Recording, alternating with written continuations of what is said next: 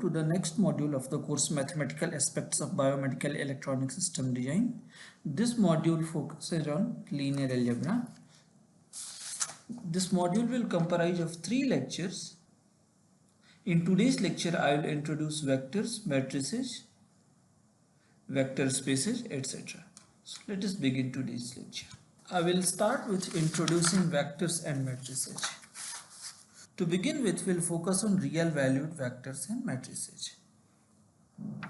So let me introduce vectors. Consider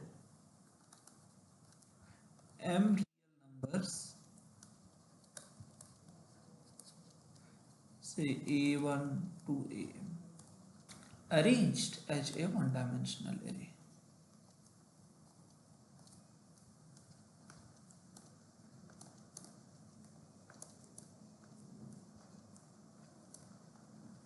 One-dimensional array means we could arrange these vectors in two ways. If we arrange them in a row, the resulting object is called row vector. So this is called real valued row vector. Real valued row vector. Similarly, if we arrange these numbers in a column, the object is called column vector. So this is a column vector.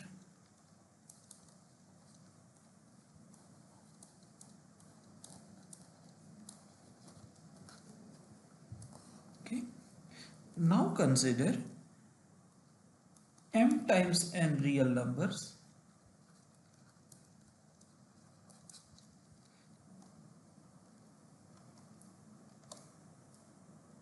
Say a11 dot dot dot a1n, a21 dot dot dot a2n, and so on, am1 dot dot dot amn. So we have m times n real numbers, and if we arrange them in a two-dimensional array, arranged in a two-dimensional array,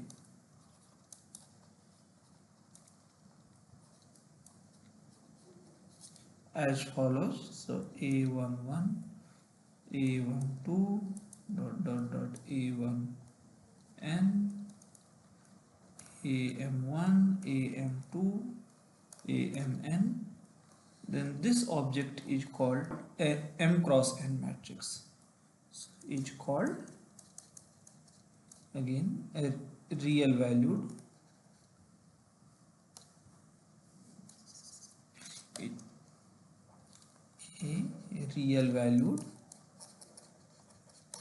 m cross n matrix. Okay, we use Rm to denote the set of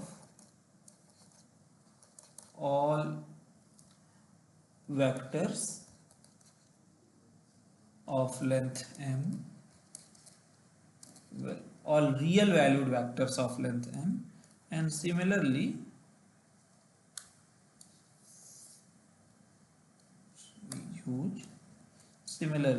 we use R raised to m cross n to denote the set of all real valued m cross n matrices. Okay. If A is an m cross n matrix, then the one-dimensional vector ai1 dot dot dot ain is called the ith row of A. Is called the ith row of A.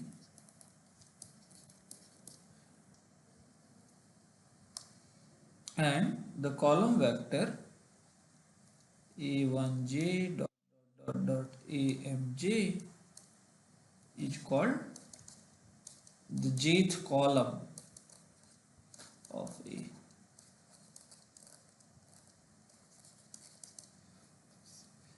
Let us now see a few basic operations on matrices. So I'll begin with equality of matrices.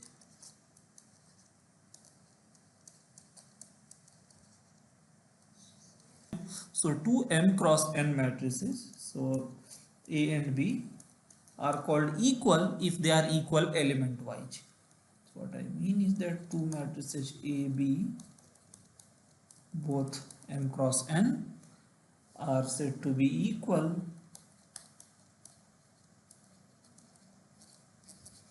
if Aij is equal to Bij for all ij. Here Aij is the entry in the ith row and jth column of A, and similarly Bij is the entry in the ith row and jth column of B. Next we will see matrix addition.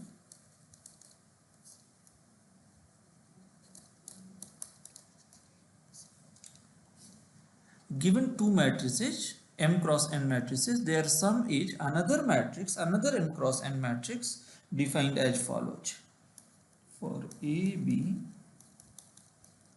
or m cross n, their sum is another matrix C with Cij, that is ijth element of C is sum of ijth element of A and ijth element of B. This is for all ij. Now we will see multiplication by a scalar.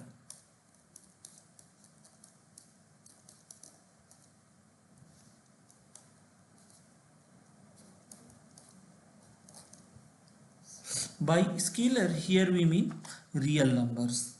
So for a matrix A, that is m cross n matrix, and a scalar alpha, which as I said is a real number, alpha A is another m cross n matrix, so this also belongs to Rm cross n, defined as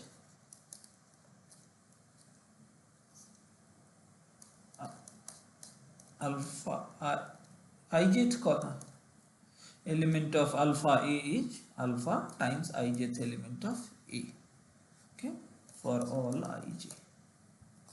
The next thing that we will see are properties of associativity and distributivity. So what is associativity?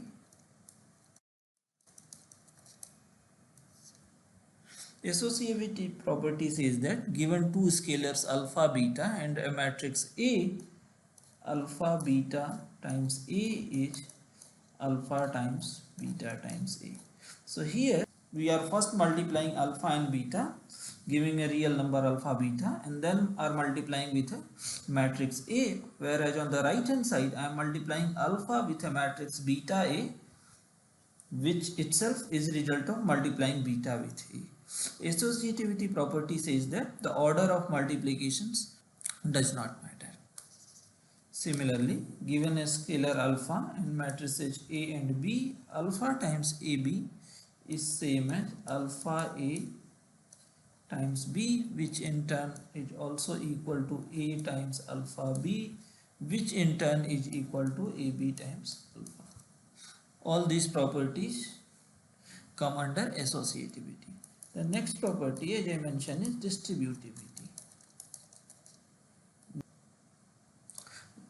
This property says that given real numbers alpha, beta and matrices A, B, say both are m cross n matrices, alpha plus beta times A is alpha A plus beta A, and alpha times A plus B is alpha A plus alpha B. Okay, these properties together are called distributivity properties.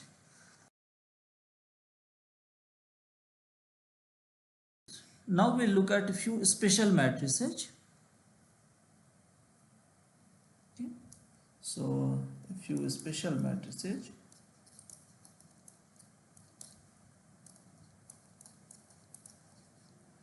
First one is class of square matrices. So what is square matrix? A is called square matrix if the number of rows of A equals the number of columns of A. So A is called square matrix. A square matrix if number of rows of A is same as number of columns of A. In other words, A, that is an M cross n matrix, is square if and only if M is equal to n. It's square if M is equal to n. Okay. Next we will see identity matrices. So identity matrix. Identity matrices are square matrices. A, which is an M cross M matrix, is called an identity matrix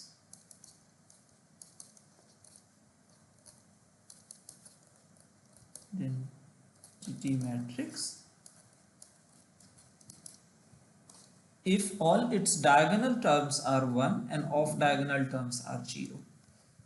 So if Aij is 1, if I is equal to j, and 0 otherwise. For illustration,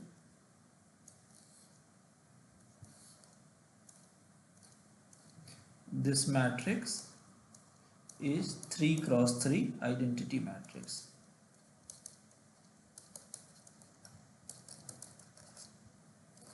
Okay. Next we will look at what we call diagonal matrices.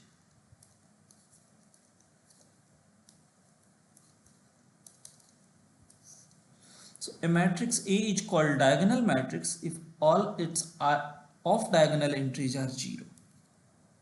So a matrix A, which is an M cross n matrix, is called a diagonal matrix. A diagonal matrix if Aij is 0 for all I not equal to j. Let's see some examples. So this is a 2 by 2 diagonal matrix. Let's see another example.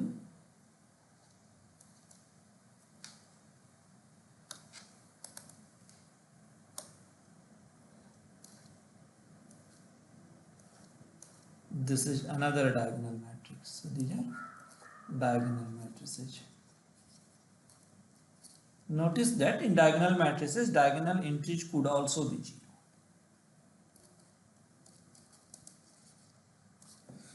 Next we will see what is matrix multiplication.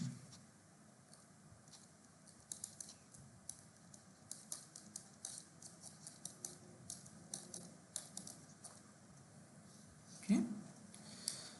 Given two matrices A and B, where A is M by N matrix and B is N by K matrix, we will define their multiplication. So for A, B,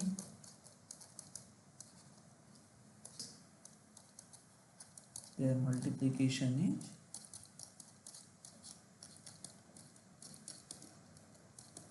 another matrix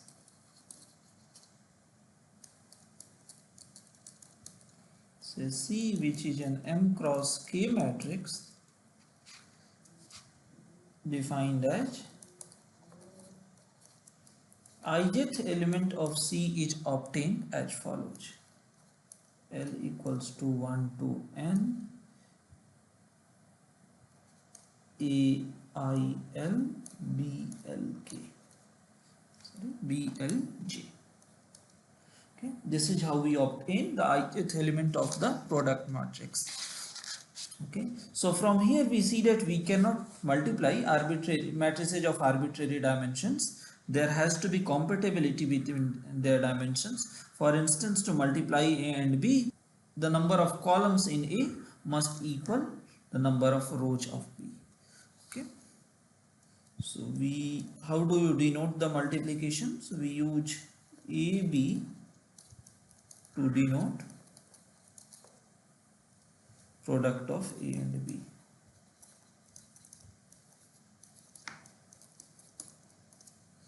Right? So as I said earlier, AB is defined only if number of columns of A equals number of rows of B. Okay. Next fact is, if AB and BA both are defined and have same dimensions, even then they need not be equal. If AB and BA are defined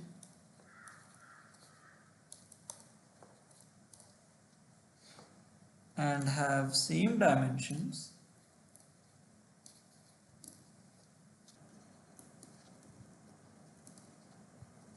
even then they need not be equal.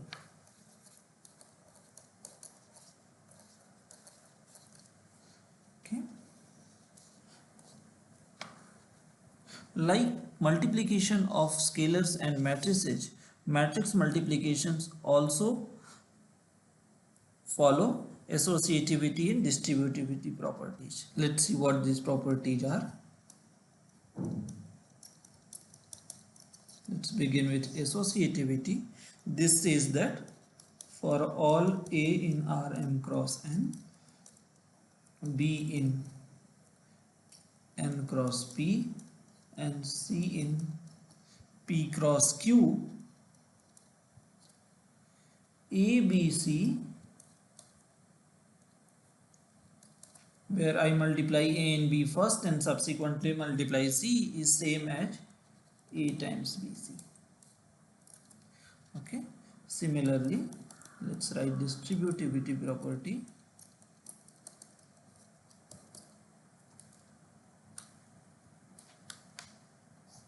It says that for all A, B that are M cross N and C, D that are N cross P, A plus B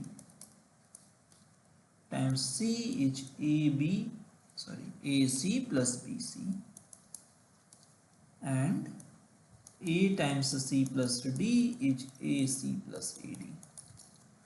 Okay. Let us see what happens when we multiply a matrix with an identity matrix of suitable dimension. So multiplication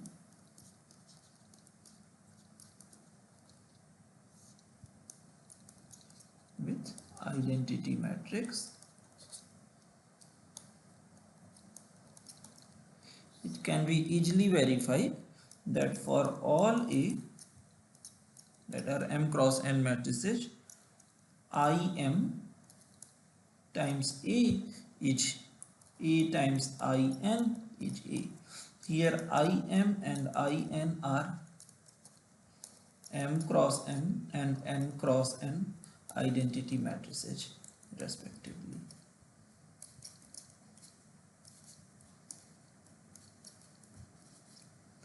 Okay. Next is a very important notion that we will encounter again and again, and this is of transpose. Given a matrix A, which is an M cross N matrix, the matrix B is called transpose of A. The matrix B, which is actually an N cross M matrix, is called transpose of A if Bij is equal to Aj for all ij. Okay, we denote transpose of A B as follows. So we write as A transpose. This is transpose signal, right? The superscript is transpose signal. So let us see an example. Let's say A is 2 3 1 5 4 7 and B is, so this is a 3 by 2 matrix. Let's say B is 2 by 3 matrix whose entries are as follows. Then clearly B is transpose of A. Okay, so actually if we see in when we do transpose, the columns of A becomes row of A transpose and rows of A becomes columns of A transpose, right? So the columns bracket rows of A become rows bracket columns of A transpose. Okay, here are a few properties of transpose.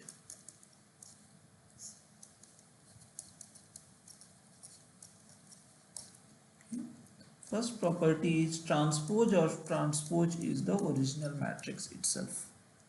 Second one says that if I have two matrices A and B, if I add them and take transpose, that is like first taking transpose and then adding.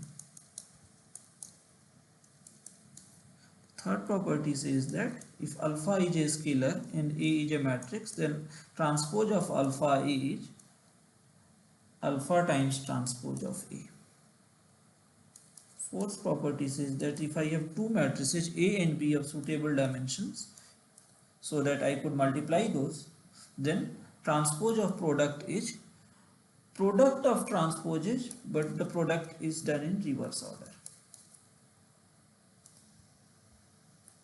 Okay, let's define another notion, and that is of symmetric matrices.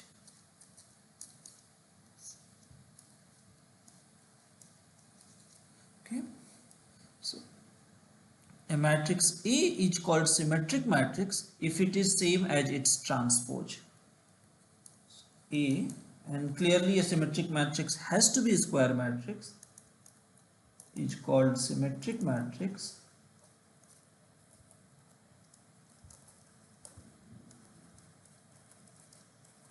if A is equal to A transpose.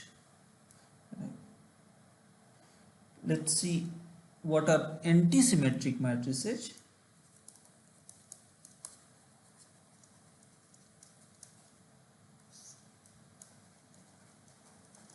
So again, A, which is an M cross M matrix, is called anti-symmetric if A is negative of A transpose. It's called anti-symmetric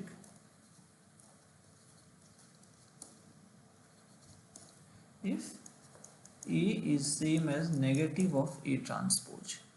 Okay.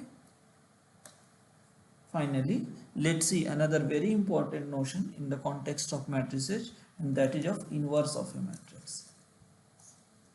Inverse of a matrix. So for a matrix, again inverse are defined only for square matrices. So for a matrix A, that is an M cross M matrix, the matrix B is called inverse if product of A and B is equal to identity matrix. B,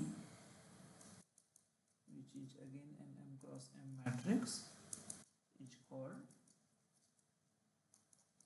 inverse of A if product of A and B is identity matrix, and in this case it is also equal to product of B and A. So if AB equal to BA equal to I would say that B is inverse of matrix A. Not every matrix possesses an inverse.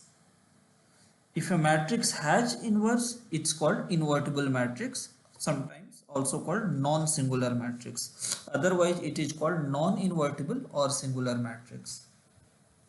Not every matrix possesses an inverse. Okay. If A has an inverse, A is called invertible, or as I said, non-singular. Otherwise, A is called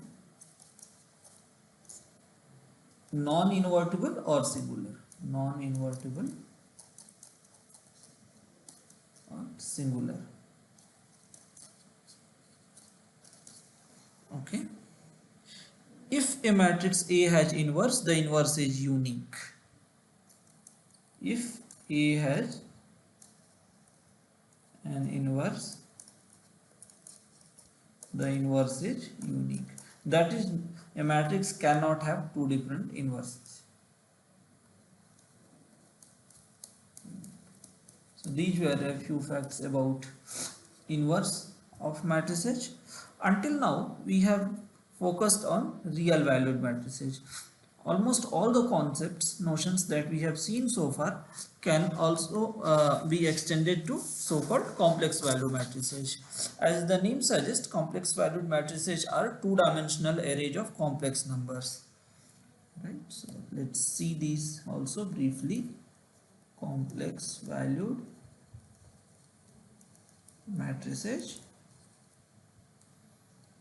Right? So C is complex number. We use C to denote complex number. So complex valued matrices are, as I said, are m cross n arrays, but now of complex numbers. Analogous to the notion of transpose, in case of complex valued matrices, we have notion of conjugate transpose.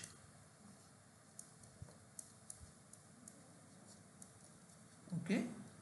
So given a matrix A, I call another matrix B. So A is m cross n complex valued matrix. I call another matrix B, which is n cross n conjugate transpose of A, which is called conjugate transpose of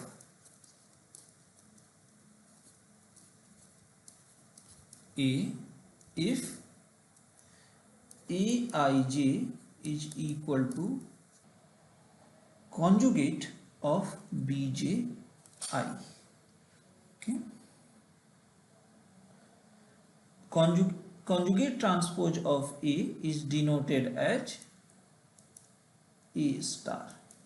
So this is the notation that we use for conjugate transpose.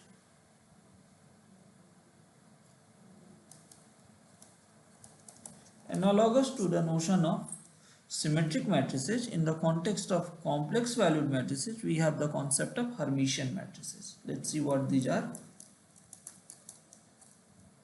Hermitian matrices. So again, a square complex valued matrix is called Hermitian. A Hermitian matrix, or often called self-adjoint matrix, if conjugate transpose of A is same as A, that is, if A star, which is nothing but complex conjugate of transpose of A, is equal to A. Next, we will introduce the notion of vector space. So we define vector space over the set of real numbers. Vector space. A vector space V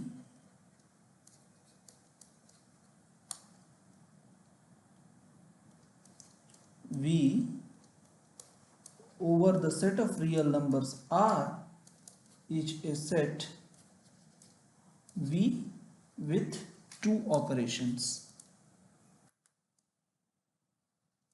With two operations,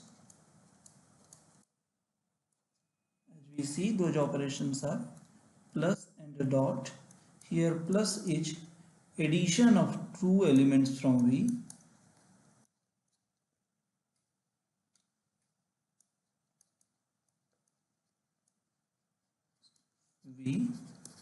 and dot is multiplication of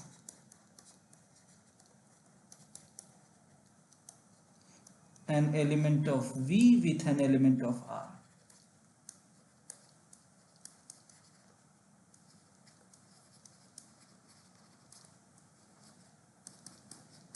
So there are two operations such that the following properties are satisfied.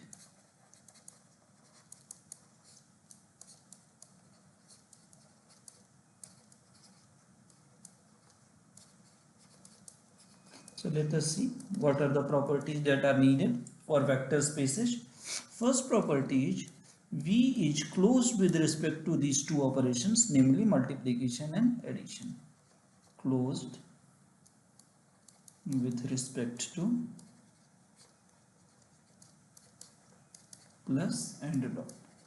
What does this mean? This means that if I take two elements from the set V and I perform addition, I get another element of V. Similarly, if I take an element of V and an element of R and multiply the two, I'll again get an element of V. Okay.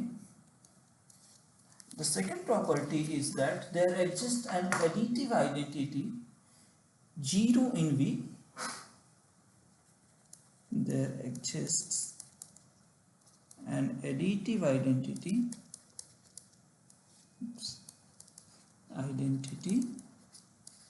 it's a 0 bar in V such that if I add this to any element of V, I'll get back the same element.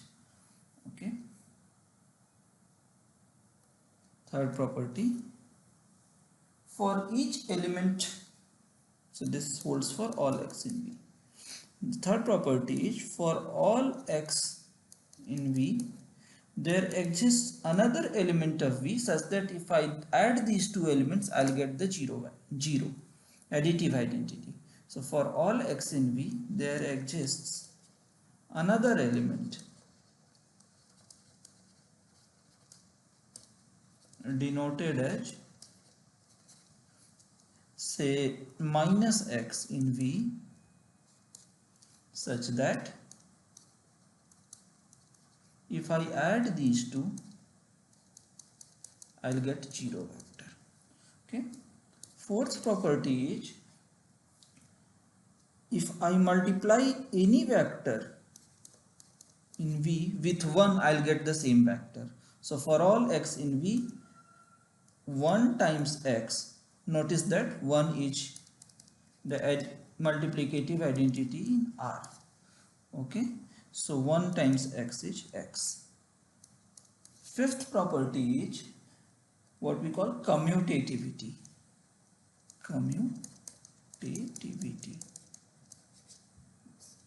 This says that x plus y is y plus x for all xy in V. Okay. Sixth property is associativity.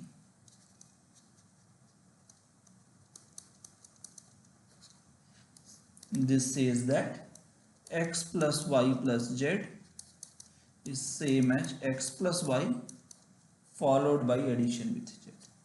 Okay. And alpha times beta x is same as alpha beta times x. Okay. And this holds for all x, y in V, alpha beta in R. Okay. Seventh property is distributivity.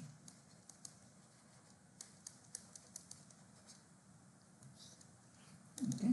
This says that alpha times x plus y is alpha x plus alpha y, and alpha plus beta times x is alpha x plus beta x. This holds for all x, y in V and alpha beta in R.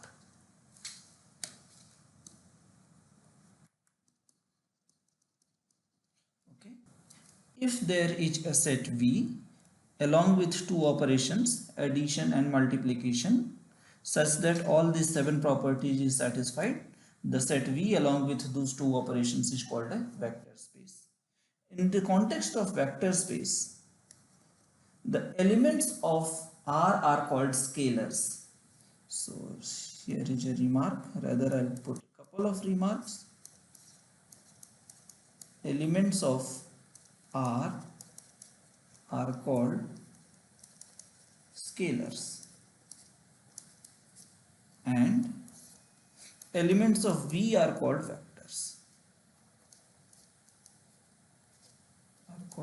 vectors. Just the way we define vector spaces over R, we could similarly define vector spaces over C, that is set of complex numbers. Can define vector spaces over C.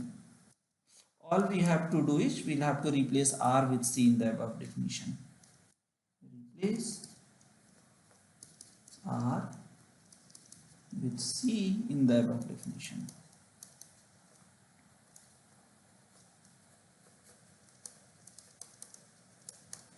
Okay, but we will mostly focus on vector spaces over real numbers. Okay. Let's see a few examples of vector spaces. The first example is Rm, that is set of vectors of length m, set of real valued vectors of length m along with these two operations. This is a vector space over R. Recall that this is vector addition and this is multiplication of a vector with a scalar, as we had seen a while ago when I introduced vectors and matrices.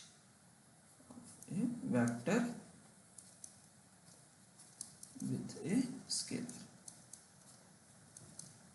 Okay, so this is vector space. What is the additive identity here? It's a 0, 0 vector of length m. This is additive identity.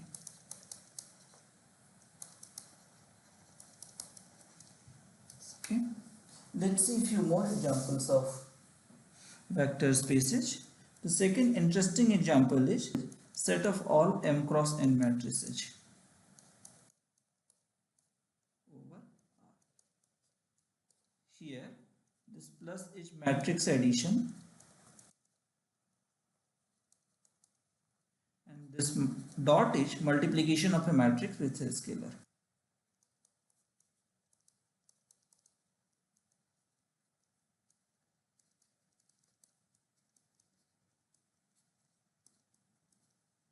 Let's see a few more examples. For instance, it's a familiar example, the set of two-dimensional geometric vectors. The set of two-dimensional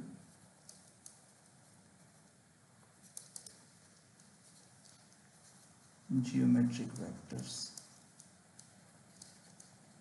By this I mean this plane, this two-dimensional plane, and all the vectors here, these are all vectors here. It's a collection of all such vectors. This is a vector space. Fourth example is, let's say fix a matrix A, say m cross n matrix, real valued. Then take all vectors of length n such that Ax is equal to 0 vector. Right? So this collection V is a vector space. Is a vector space. It can be easily shown that this satisfies all the properties, all the 7 properties that we needed above. Namely, in particular, this V is closed with respect to multiplication with a scalar and vector addition. Having seen these examples, let us make a few observations about the vector spaces. This could also be seen as properties of vector spaces. Observations. First observation is the additive identity is unique.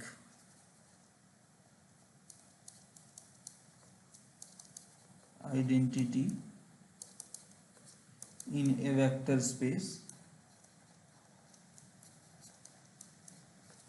is unique.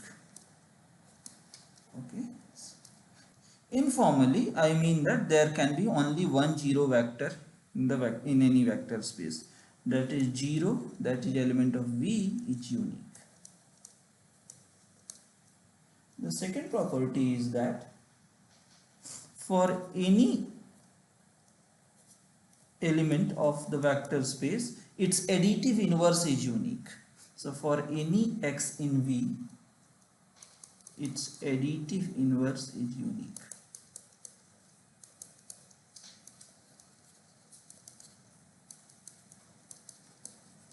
In other words, if there exists x1 and x2 such that x plus x1 is 0 vector and x plus x2 is also 0 vector, in that case x1 and x2 will have to be same. Okay. What is third property? Third observation about vector spaces. It says that 0 times x is equal to 0 vector. This 0 is additive identity in R. That is 0 in 0 real number. Additive identity in R, whereas this 0 is additive identity in V.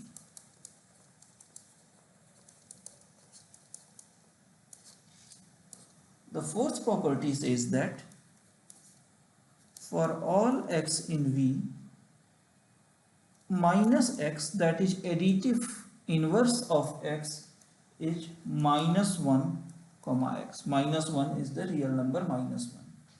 Okay. This is the unique additive inverse. So again, this is additive inverse in V.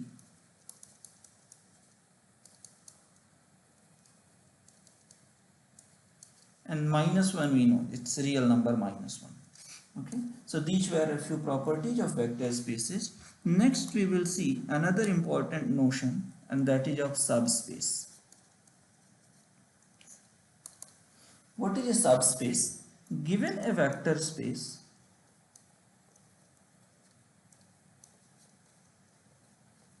say V plus dot, and a subset S of V, S plus dot is called a subspace of V plus dot if this itself is a vector space. So S plus dot is called a subspace of V plus dot if S plus dot is a vector space. That is, it satisfies all the 7 properties that were mentioned above. Is a vector space. Here, notice that the addition and multiplication here are same as addition and multiplication in the definition of vector space V plus dot. Right? So, we often simply say that S is a vector space of V plus dot. We simply say that S is a subspace because we know that the addition and multiplication here would be same as those in the context of the original vector space. Okay, so let's see an example. So we have already seen that Rn plus dot is a vector space. We also saw that V, which is defined as collection of x in Rn such that Ax is 0 vector, this is a vector space.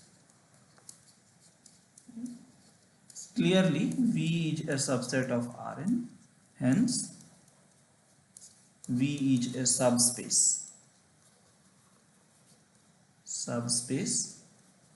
of Rn plus dot. Okay.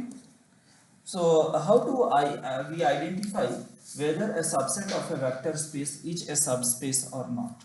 Okay. So here is a claim, an observation. S subset of V is a subspace of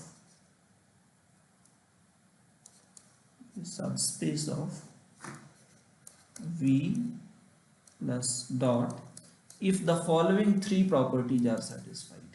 Okay, first is S has to be non-empty. Obviously S cannot be an empty set.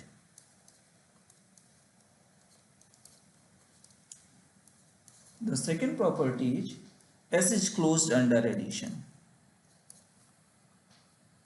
Closed and under addition.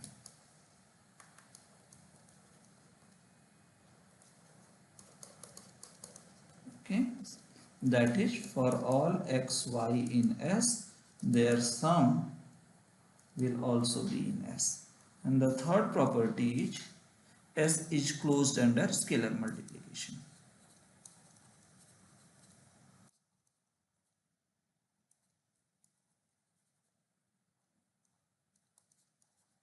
So what we mean is that for all x in S and alpha in R, alpha x will also be in S.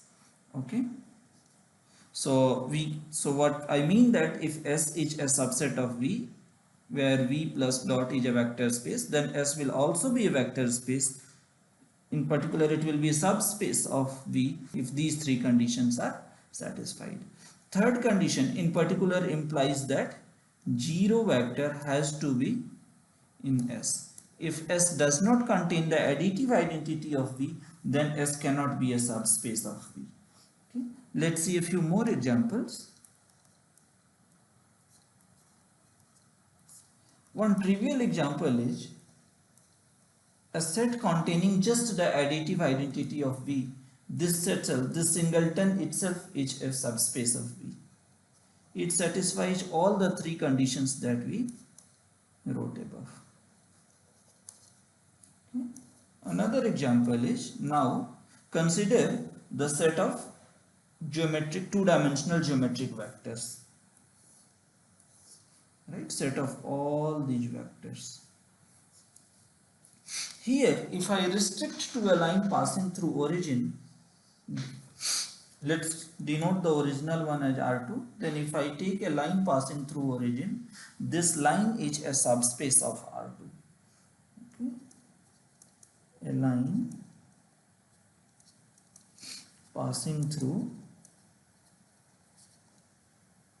origin is a subspace of R2.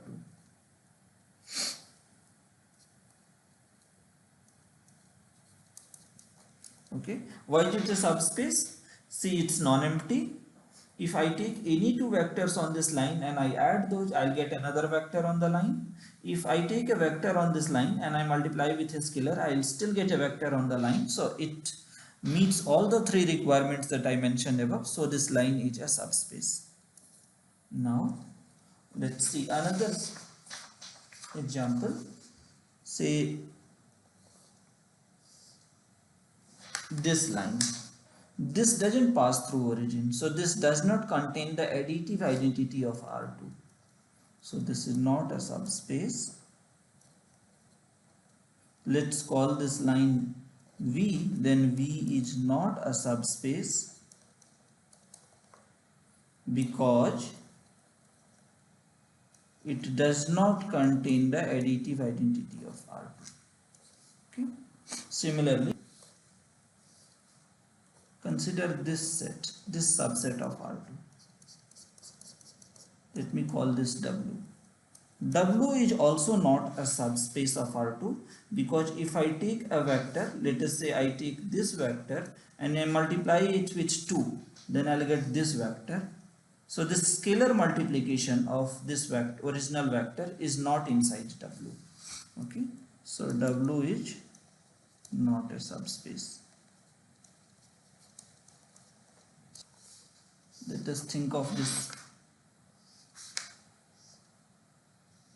shape.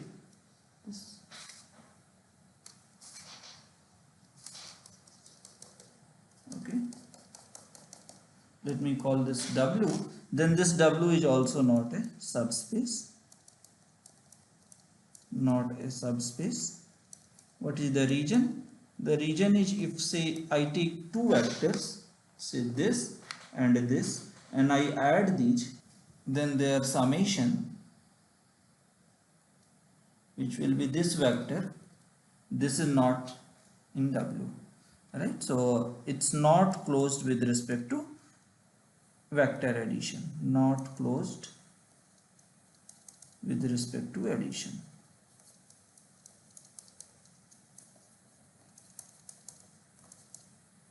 Now let me define the notion of linear independence of vectors. Linear independence. Let us consider a vector space.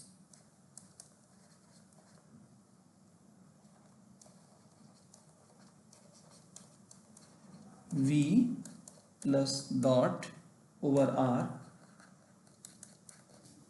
then a set of vectors v1 dot dot dot to vn, all belonging to V, are called linearly independent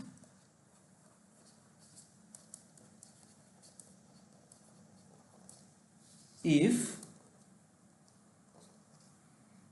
alpha 1 v1 plus alpha 2 v2 plus dot dot dot alpha n vn is 0 only if all the alphas are 0. So this implies that all the alphas are 0. If this happens, we say that this set of vectors v1 to vn are linearly independent. Let us say few examples. Consider v to be R2. In this space, the additive identity is 0 0 vector. Now consider two vectors v1 to be 1 0 and v2 to be 0 1.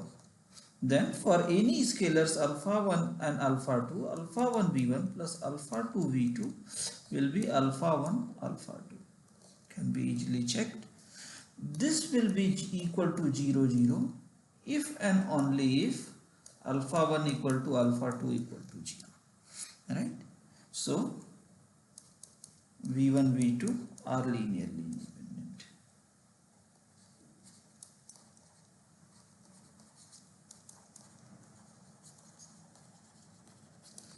Let's consider another example. Again my v is R2 and now I am taking v1 to be 1 0 and v2 to be 0 minus 2. It can be easily checked that 2 times v1 plus v2 is equal to all 0 vector, that is 0 0. Right? So there exists non-zero reals 2 and 1 such that 2v1 plus v2 is 0. Okay, this means that v1 and v2 are not linearly independent. In fact, they are linearly dependent.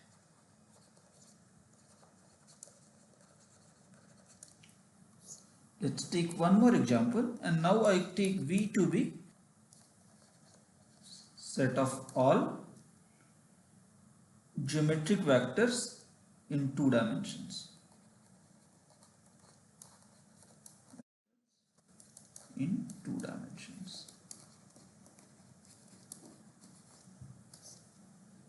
So this is my V.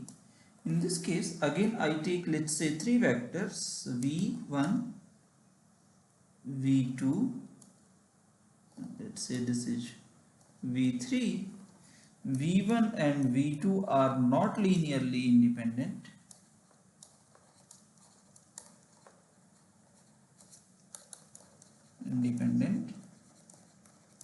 But V1 and V3 are. Okay. Next, I'll define the notion of span of vectors. Okay. The span of a set of vectors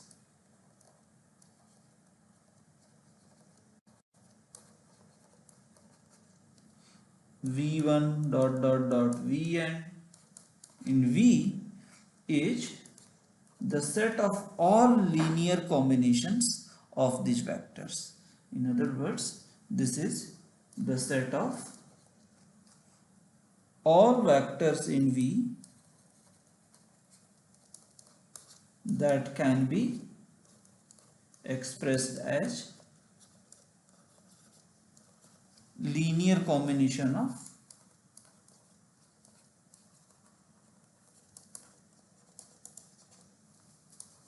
V1 dot dot dot Vn. Okay.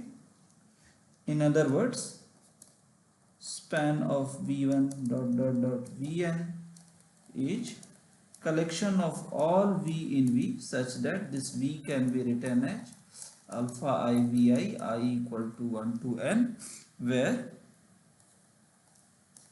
alpha 1 to alpha n are real numbers for some alpha 1 dot dot dot alpha n in R. Okay. Let's see examples. Let's take V to be R2, and I take just one vector, that is 1 0. Let me call it V1. 1 0. Okay. What is span of V1? Span of V1 is basically alpha times collection of all vectors of the form alpha 1 0, where alpha is a real number. In other words, this is collection of all vectors of the form alpha 0, where alpha is a real number. Let me take another vector V2 to be, say, 0 2. Now what is span of V1 V2?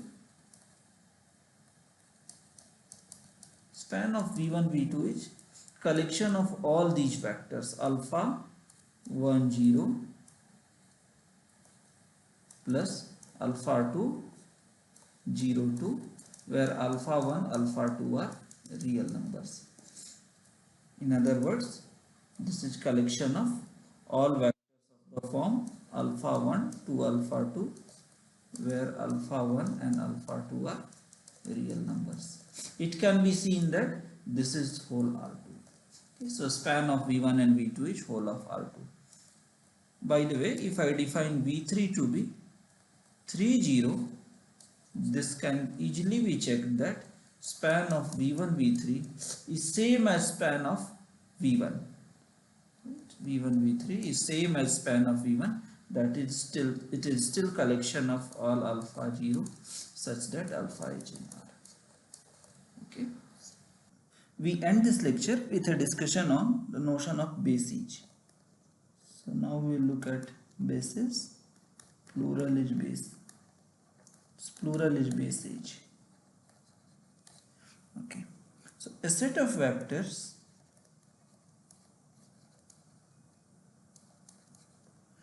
v1 dot dot dot vn in a vector space V is called a basis of V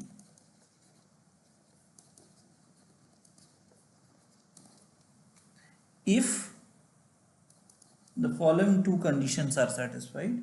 One is these vectors are linearly independent,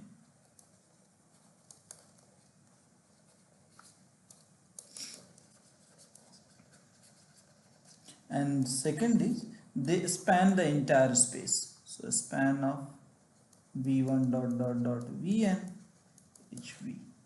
Okay, let's see a few examples. Consider v equal to r3. Okay, then if I consider vectors v1, v2, v3, 1 0 0,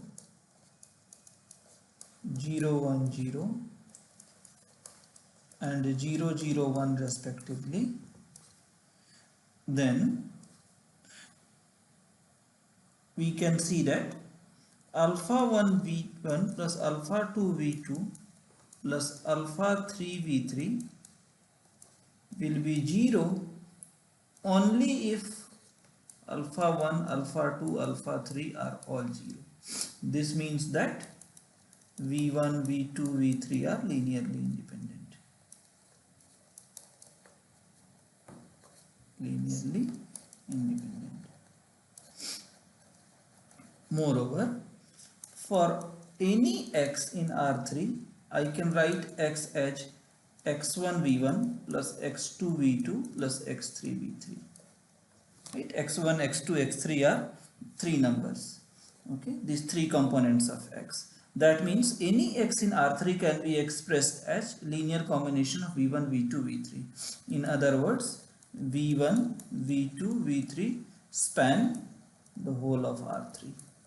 Okay, so v1, v2, v3 is a basis, of R3. Okay,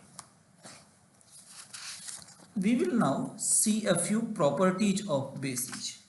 Okay, so observations about basis. First property is bases are not unique.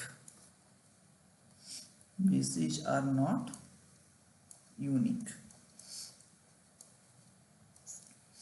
For example, consider v equals to R3. We saw a basis just above, that was 1 0 0, 0 1 0 and 0 0 1.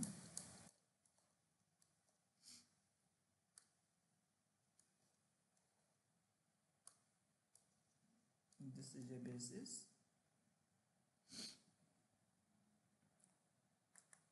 This is a basis. But if I write say 5 0 0, 0 50 0, 0 0 10, this is also a basis. So bases are not unique. Second property is that if b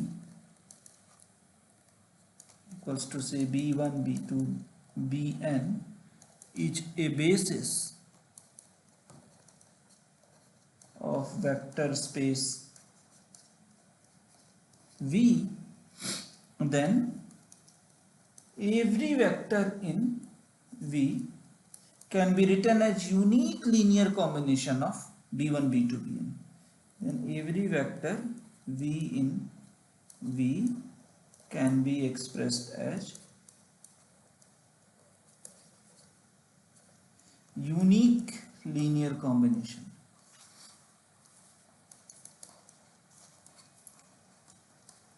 Combination of v1 dot dot dot bn. What I mean is that if say v is alpha I, I equal to 1 to n, and v is also equal to alpha I prime, I equal to 1 to n. This can happen only if alpha I is equal to alpha prime I for all I. Okay. So this was second property. The third observation is that if W1 to Wm, say these are m vectors belonging to V, are linearly independent, then there exists a basis of V that contains these vectors. That means if W1 to Wn are m are linearly independent, then there exists a basis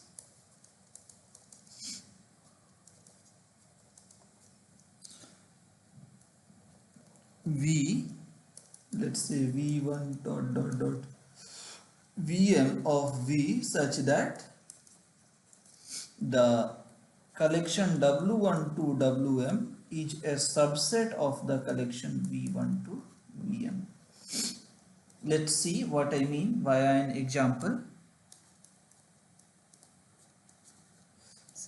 Consider V equals to R3. Okay. Notice that W1 equals to 2, 0, 1 and W2 equals to, let's say, 2, 2, 0. These are linearly independent.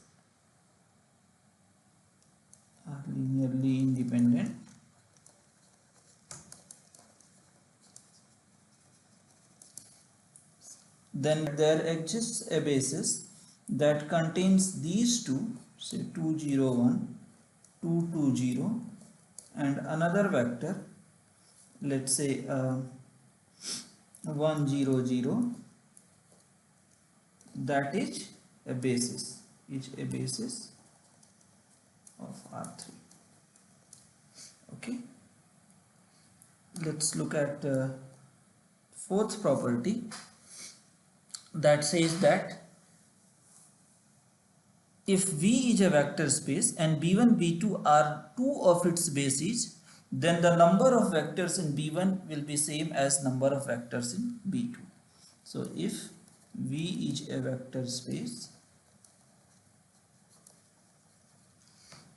and B1, B2 are two bases of V, then number of vectors in B1, often called cardinality of B1, is same as cardinality of B2, that is number of vectors in V2. Okay, let's see one more property. This is more like a definition. It says that if basis of a vector space V have finitely many vectors, that is if the cardinality of basis is finite, then V is called a finite dimensional vector space. Okay. If basis of a vector space V have finitely many vectors,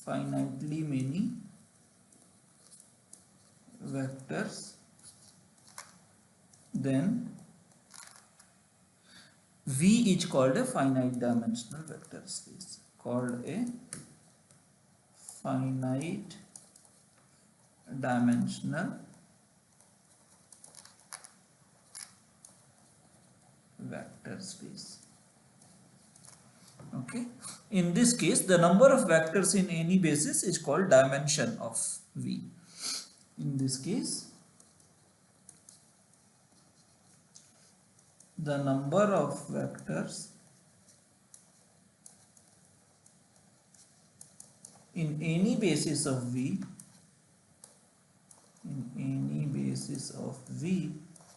is called dimension of V.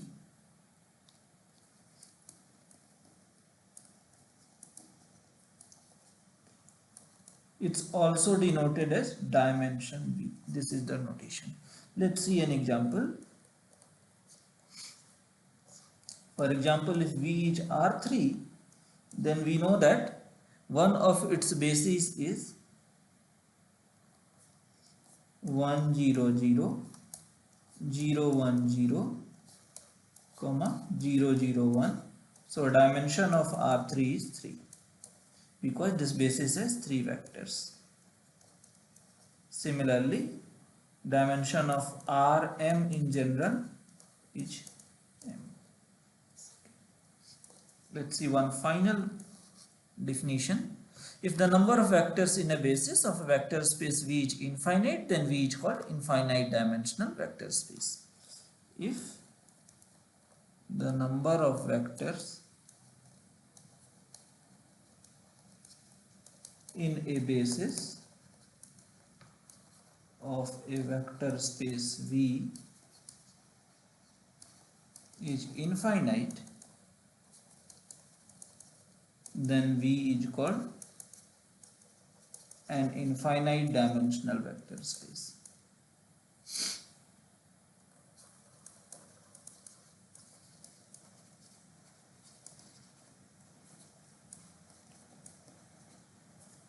So these were a few properties of basis. And with this we conclude this lecture. Thank you.